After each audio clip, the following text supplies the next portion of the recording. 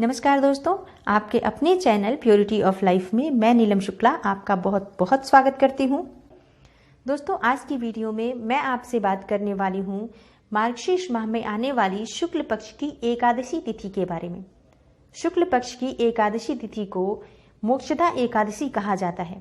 मार्गशीर्ष माह में जो एकादशी तिथि आती है शुक्ल पक्ष में, इसे मोक्षदा एकादशी कहा जाता है क्योंकि इस एकादशी का मतलब होता है, मोक्षदा एकादशी का मतलब होता है मोह का नाश करने वाली, मोक्ष प्रदान करने वाली।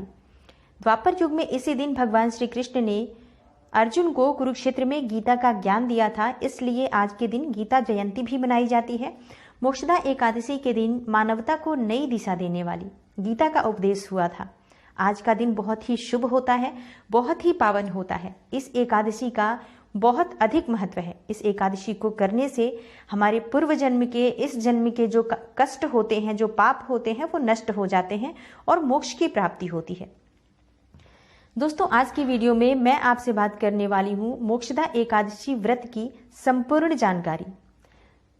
पारण का शुभ समय क्या है, मार्गशीर्ष माह की जो शुक्ल पक्ष की एकादशी तिथि है कब प्रारंभ हो रही है, कब समाप्त हो रही है और कब है हरिवासर समाप्ति का समय, एकादशी तिथि का महत्व क्या है, पूजा विधि क्या है और आज के दिन भगवान श्री कृष्ण की कृपा पाने के लिए, अपने जीवन को सुखमय बनाने के लिए हमें कौन से विशेष उपाय करने चाहिए, ये सभी बातें मैं आज की वीडियो में आपसे शेयर करने वाली हूँ कि आज हम क्या करें और क्या ना करें। वीडियो को पूरा ज़रूर देखें दोस्तों, और अगर आपको आज की वीडियो अच्छी लगे तो लाइक भी करें और इस वीडियो को ज़्यादा से ज़्यादा शेयर करें। सबसे पहले बात करते हैं मोक्षदा एकादशी व्रत की पूजा विधि क्या है। मोक्षदा एकादशी के दिन भगवान श्री कृष्ण की पूजा की जाती है। आज के दिन हमें महर्षि वेद व्यास की भी विधिवत पूजा करनी चाहिए और श्रीमद् भगवद गीता की जो पुस्तक है उसे भी आप धूप दीप नैवेद्य अर्पित करें, उसका विधि विधान से पूजन करें। इसके अलावा आज के दिन हमें भगवद गीता का पाठ भी अवश्य करना चाहिए।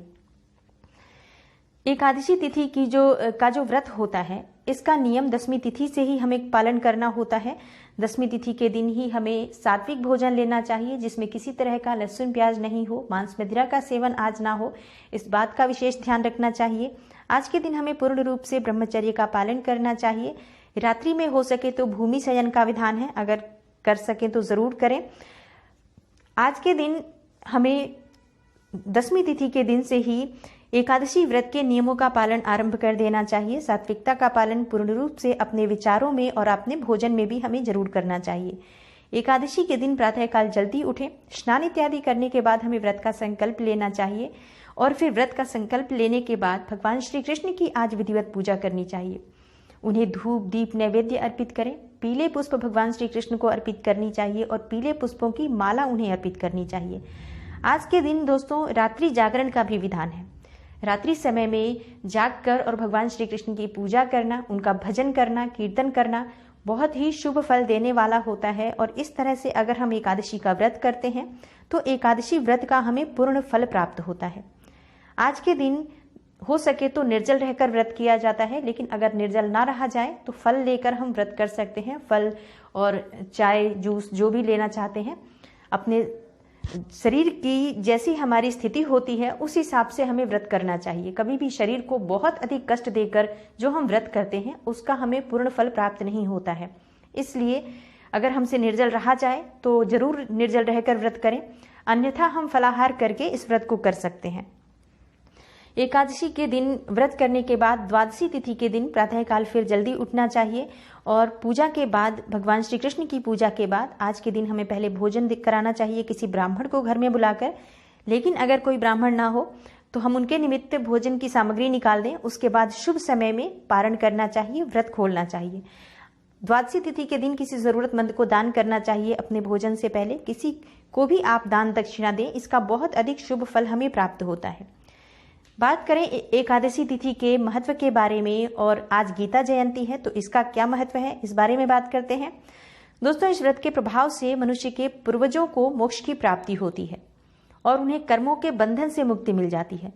वहीं इस व्रत को अगर हम करते हैं तो सभी प्रकार के पाप हमारे नष्ट हो जाते हैं और सभी प्रकार के पुण्य फलों की हमें प्राप्ति होती है। सांसारिक सुख भोग कर मोक्ष की प्राप्ति होती है। इस दिन भगवान श्री कृष्ण ने अर्जुन को गीता का संदेश दिया था, इसलिए इस उपलक्ष्य में हम गीता जयंती भी आज के दिन मनाते हैं। तो भगवत गीता की पुस्तक जो है उसका हमें पूजा करना चाहिए, क्योंकि भगवत गीता एक बहुत ही महान ग्रंथ है। तो ये ग्रंथ की सिर्फ पूजा ही नहीं करनी है आज के दिन हमें, बल्कि उस ग्रंथ को हमें पढ़ना भी है, उसका चिंतन करना चाहिए। इसके संदेश जो हैं गीता के, इन्हें पढ़कर इन्हें आत्मसात करना चाहिए। भगवत गीता के चिंतन करने से अज्ञानता दूर होती है, मनुष्य का मन आत्मज्ञान की ओर अग्रसर होता है। इसके पठन और श्रवण से जीवन को एक नई प्रेरणा मिलती है, नई दिशा मिलती है। इस दिन भगवत गीता की पूजा करनी चाहिए। भगवान श्री कृष्ण और महर्षि वेद व्यास का विधि विधान से पूजन करना चाहिए। गीता जयंती का जो पर्व होता है मोक्षदा एकादशी के दिन बहुत ही श्रद्धा भाव से हमें मनाना चाहिए। आज के दिन भगवान श्री कृष्ण की कृपा पाना चाहते हैं तो 11वें अध्याय का पाठ करना चाहिए भगवत गीता का। इससे भगवान श्री कृष्ण की हमें कृपा मिलती है। दोस्तों, बात करें एक मोक्षदा एकादशी व्रत की कथा क्या है, क्योंकि कथा को सुने बिना व्रत का पूर्ण फल हमें प्राप्त नहीं होता है। तो बात करते हैं मोक्षदा एकादशी की व्रत कथा के बारे में। एक समय गोकुल नगर में वैखानस नामक राजा राज्य करता था। एक दिन राजा ने स्वप्न में देखा कि उसके पिता नरक में दुख भोग रहे हैं और अपने पुत्र से उद्धार की याचना कर रहे हैं। अपने पिता की ये दशा देखकर राजा व्याकुल हो उठा। प्रातः राजा ने ब्राह्मणों को बुलाकर अपने स्वप्न का भेद पूछा। तब ब्राह्मणों ने कहा कि हे राजन, इस संबंध में पर्वत नामक मुनि के आश्रम पर जाकर अपने पिता के उद्धार का उपाय पूछो। राजा ने ऐसा ही किया। जब पर्वत मुनि ने राजा की बात सुनी तो वे चिंतित हो गए। उन्होंने कहा कि हे राजन, पूर्व जन्म के कर्मों की वजह से आपके पिता को नरक का वास प्राप्त हुआ है।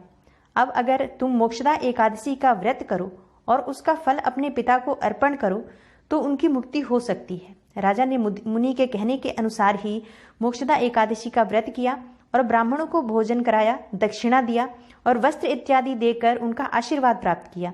इसके बाद व्रत के प्रभाव से राजा के पिता को मोक्ष की प्राप्ति हुई। इस तरह से मोक्षदा एकादशी का व्रत हमारे पूर्वजों को भी मोक्ष की प्राप्ति कराती है। उन्हें कर्मों के बंधन से मुक्ति मिल जाती है। दोस्तों, बात करें मोक्षदा एकादशी के व्रत के दिन हमें क्या करना चाहिए, क्या नहीं करना चाहिए। दोस्तों, आज के दिन मोक्षदा एकादशी के दिन हमें झूठ नहीं बोलना चाहिए, किसी की निंदा नहीं करनी चाहिए, किसी के बारे में भी हमें किसी तरह से दुर्विचार अपने मन में नहीं लाना चाहिए। आज के दिन हमें भगवान श्री कृष्ण की पूजा करनी चाहिए। कौन से उपाय आज हम करें जिससे कि भगवान श्री कृष्ण की कृपा हमें मिले और हमारा पारिवारिक जीवन सुखमय रहे। हमें मोक्ष की प्राप्ति किस उपाय को करने से होती है। दोस्तों, आज के दिन भगवान श्री कृष्ण को केले का भोग लगाना चाहिए और उस केले को किसी गाय को खिलाना चाहिए। इससे पारिवारिक जीवन सुखमय बना रहता है। भगवान श्री कृष्ण को अगर आज के दिन हम तुलसी की मंजरी अर्पित करते हैं तो इससे मोक्ष की प्राप्ति होती है। भगवत गीता के 11वें अध्याय का पाठ आज जरूर करना चाहिए। इसे करने से आत्मज्ञान की प्राप्ति होती है और मोक्ष की प्राप्ति होती है। एकादशी का व्रत हमें किस दिन रखना है। मोक्षदा एकादशी मार्गशीर्ष मास की शुक्ल पक्ष की जो एकादशी है ये प्रारंभ हो रही है 24 दिसंबर रात्रि 11:17 पर और एकादशी तिथि समाप्त हो रही है 25 दिसंबर रात्रि 1:54 पर। तो एकादशी का व्रत हमें रखना है 25 दिसंबर को। और पारण हमें कब करना है दोस्तों, मैं आपको बता देती हूँ। व्रत खोलने का जो शुभ समय होगा 26 दिसंबर को प्रातःकाल 8:32 से 9:16 तक होगा। पारण की कुल अवधि होगी 44 मिनट की। और मार्गशीर्ष माह में जो शुक्ल पक्ष की एकादशी तिथि है इसका हरिवासर समाप्त हो रहा है 26 दिसंबर को 8:32 पर। इसके बाद ही हम पारण करने वाले हैं। दोस्तों, उम्मीद करती हूँ कि मोक्षदा एकादशी के व्रत से संबंधित संपूर्ण जानकारी से आपको लाभ अवश्य होगा। अगर आपको आज की वीडियो अच्छी लगी हो, थोड़ी सी भी आपके लिए हेल्पफुल हो, तो वीडियो को लाइक करें और ज़्यादा से ज़्यादा इस वीडियो को शेयर करें।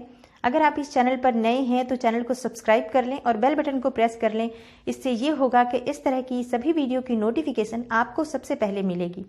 मैं मिलती हूँ आपसे अगली वीडियो में। तब तक के लिए नमस्कार।